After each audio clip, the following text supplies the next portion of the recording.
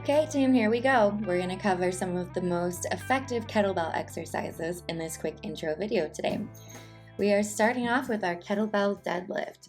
In the deadlift, of course, we want to hinge the hips and slightly bend the knees. There's not a big bend in the knee like a squat. So you just hold the kettlebell in both hands, let it slide down the center of the legs, and pick it up with a nice flat back position. Speaking of squats, we're going to bring the kettlebell up, tuck the elbows in, big knee bend. As you can see here, the chest is up. And we have much more knee bending happening than in our deadlift from the side. Let's keep the heels on the ground. Really drive through your full foot, meaning the big toe, side of the foot, and the heel as you come up out of that squat. Okay, moving on to a focus on our upper body. We are starting with a big split stance row. So you're reaching through that right leg, right heel's up off the ground, and we're stable over that bent left knee. And you're going to pull the kettlebell up with that right arm at a 90-degree angle. Think of pulling your arm in toward your body as you're doing that. And then we're coming down to our overhead press, single arm overhead press and kneeling. I've got my left leg forward, my right leg back, right knee is down. We're holding the kettlebell in a rack position, so I would advise you to go check your form check videos and figure out the rack position before attempting this exercise. Good, okay, we're gonna go through it again on the other side. So now I've got that left leg back behind me, I'm leaning over the right knee, and I pull my left elbow up close to the body, engaging the core so I don't round my back. Keep a nice and smooth tempo here. Our focus is on the back, the core, and stabilizing the legs. Now come down to that half kneeling position, right leg forward, left leg back. We start in our rack position with the kettlebell, thumb to the shoulder, and then rotate until the palm is forward. As you press, the bicep should be right by the ear, not out in front of you. Almost there. Good. Okay, we're going to repeat. So we're going back to our kettlebell deadlift.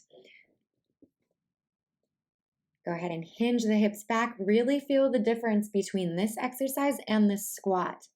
Notice how much of the hips are bending, how much stretch we get through the back of the legs, the hamstrings, the glutes. More narrow standing position as well. As you can tell, I'm going to widen my position a bit to get down deep into that squat.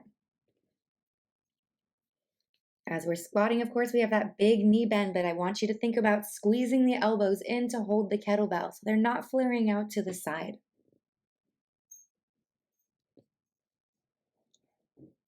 Good. We've got just a couple more. You're getting it.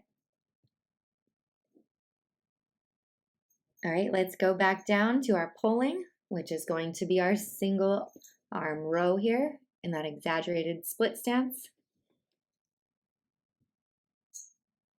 If you need to hold on to something, you can use that left arm in this case to hold on to a chair or a table just to feel more stable.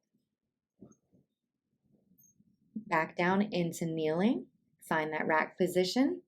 Start with the thumb by the shoulder and then rotate up into the press. You don't want a lot of movement happening through the rest of the body. That's why we're in this kneeling position to keep you very still.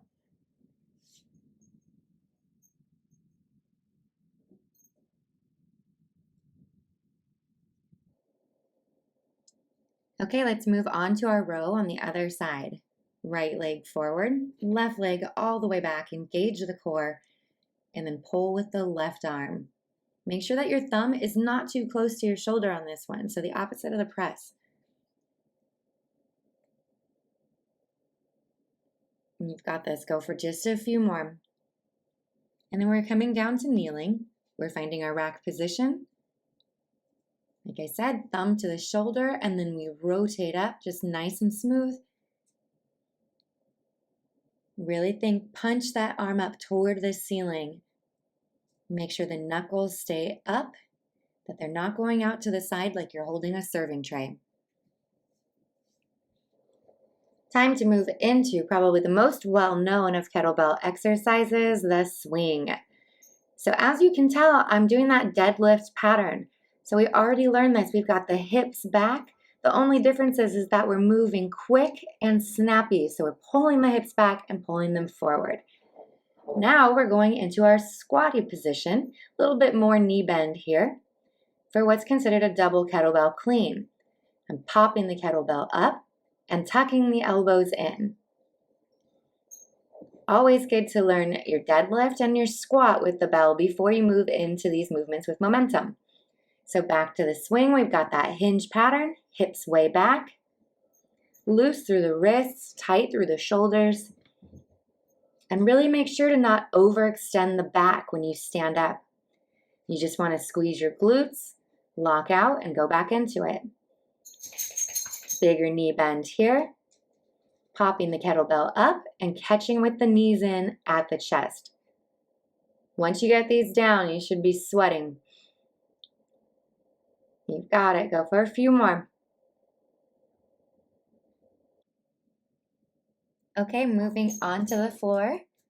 We're going to start with a partial kettlebell getup. And again, we've got that rack position of the kettlebell where it rests on the back of the wrist. Knuckles up toward the ceiling. My right knee is bent, my left leg is straight. And you want to think to roll up on a bit of a diagonal. So we're not popping straight up like a sit-up. You're rolling to the side, onto your opposite forearm, my left forearm in this case, and then coming up. So we'll go right into the other side. I'm going to punch out that left arm, my left knee is bent, my right arm is flat, my right leg is flat, and I'm rolling toward that right arm. If you need to practice this without the kettlebell, then go ahead and put it down and do it without.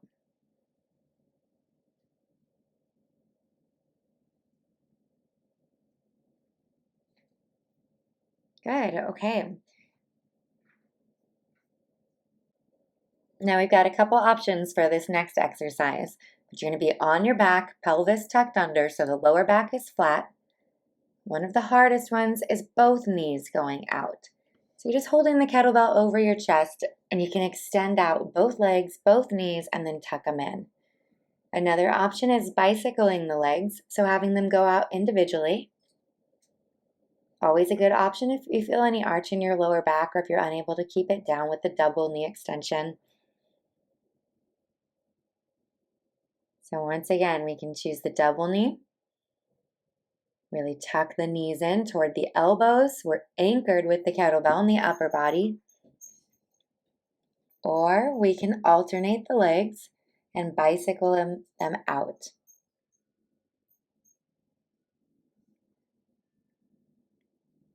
Okay, let's go back to our kettlebell swing. Now we've got this down, bending at the hips, squeezing your glutes at the top.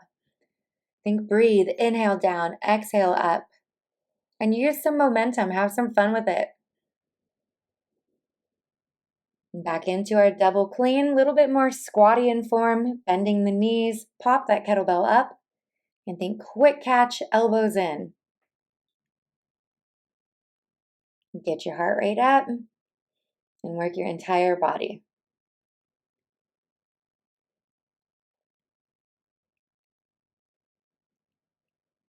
Okay, last time, back into our swings. Really move those hips.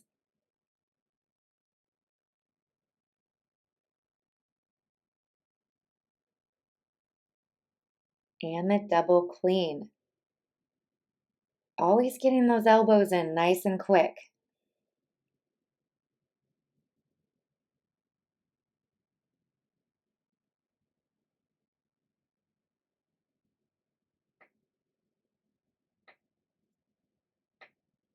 Back on the ground, our partial get up. Remember, you can do this with or without the kettlebell. I'm going to punch that right arm up, anchoring my right leg with a knee bend on the right side. Straight left leg. Same tempo going up and going down. Don't let your body fall to the ground. Let's go to the other side.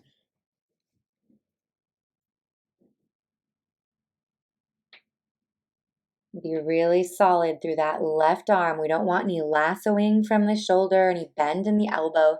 If that's happening, then it's time to either lighten the kettlebell or practice without the weight.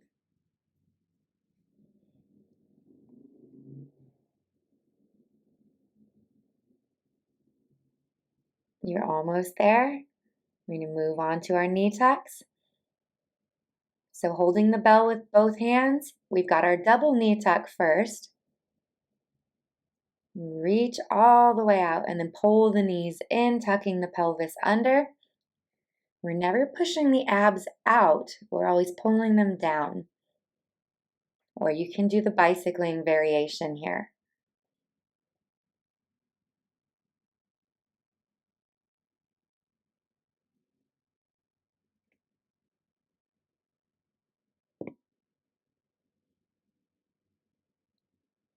Last time showing that double knee tuck.